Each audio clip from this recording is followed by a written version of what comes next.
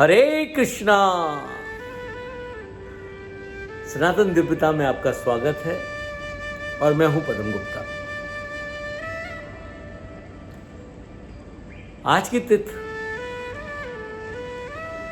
चैत मास के शुक्ल पक्ष की षष्ठी है। दिन गुरुवार है।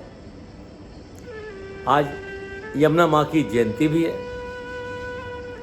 आज के इस विशेष अवसर पर मैं आपसे चर्चा करूंगा गीता की। यूं तो अनेकों गीता हैं।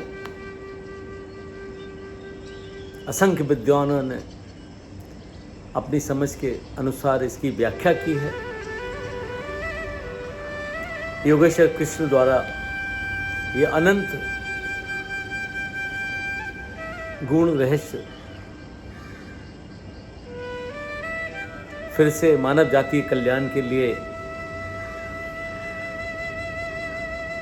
जीवन की ऐसी जटिल परिस्थितियों में मानव के लिए उनके मुखारबिन से प्रस्तुत हुआ। ये इसकी महत्ता को स्वयं ही दर्शाता है।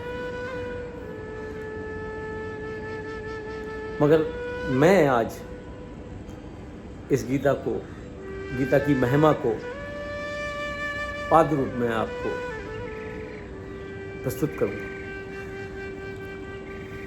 गीता की महिमा। गीता हृदय भगवान का, सब ज्ञान का शुभ सार है। इस शुद्ध गीता ज्ञान से ही चल रहा संसार है। गीता परम विद्या सनातन सर्वशास्त्र प्रधान है। पर ब्रह्म रूपी मोक्षकारी नित्य गीता ज्ञान है। ये मोह माया कष्ट में तरना जिसे संसार हो, वह बैठ गीता नाव में सुख से सहज में पार हो। संसार के सब ज्ञान का ये ज्ञान में भंडार है। श्रुति उपनिषद वेदांत ग्रंथों का परम शुभ सार है। गाते जहां जन नित्य गीता निरंतर नेम से, रहते वहीं सुख कंद नटवर नंद नंदन प्रेम से। गाते जहां जन गीत गीता प्रेम से धर ध्यान है।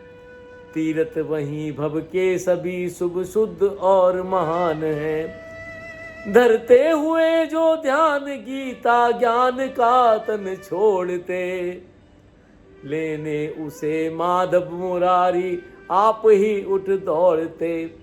सुनते सुनाते नित्य जो लाते इसे व्यवहार में, पाते परम पद ठोकरे खाते नहीं संसार में।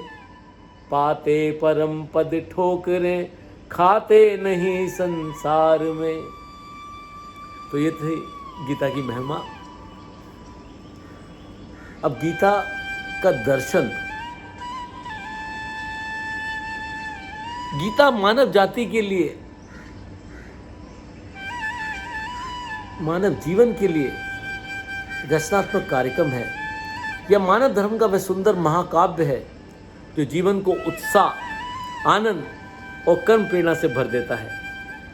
मानव मात्र की उन्नत और उदार आवश्यकताओं की पूर्ति गीता से ही होती है। गीता योगेश्वर श्री कृष्ण की वंशी का गीत है, जिसकी प्रत्येक ध्वनि सत्य और सुंदरता से संपन्न आध्यात्मिक जीवन को जगाने वाली है। गीता का अमृत संदेश जीवन को स्फूर्ति और रूप देकर उभारता है। सत्य को सुंदर बनाकर व्यवहार में लाना, विश्व के भोग भोगते हुए भी सच्चिदानंद से दूर न जाना, गीता के योग की विलक्षणता है। इस दुखी संसार में वही